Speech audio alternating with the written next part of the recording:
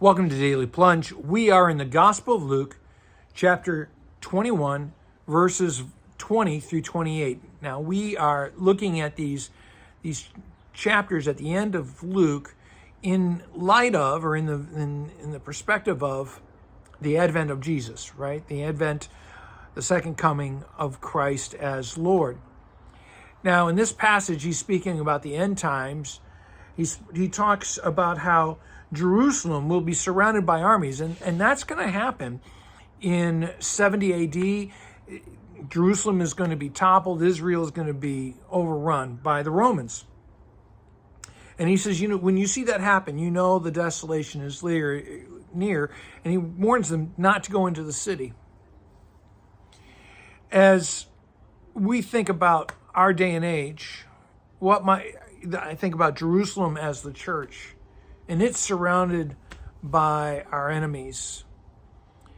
And how might we interpret this passage to apply to us? He says that the time of punishment is being fulfilled, just as God had ordained it, as it was written.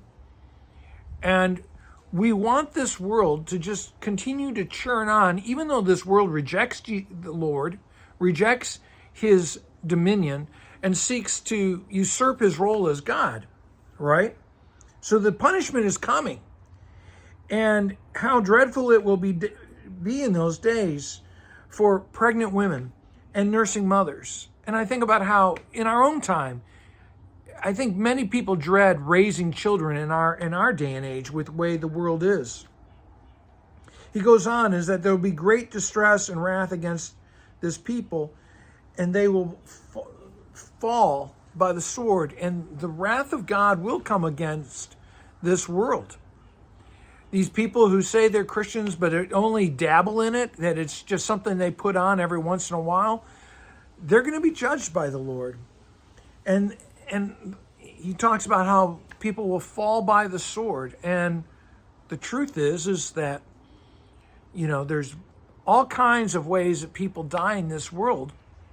By the sword, by guns, by violence, by drugs, by, the list goes on and on, right? And this is the churning out of God's wrath. He goes on to say is that the holy city, the people of God, will be trampled on by the Gentiles. And we see that again now, right?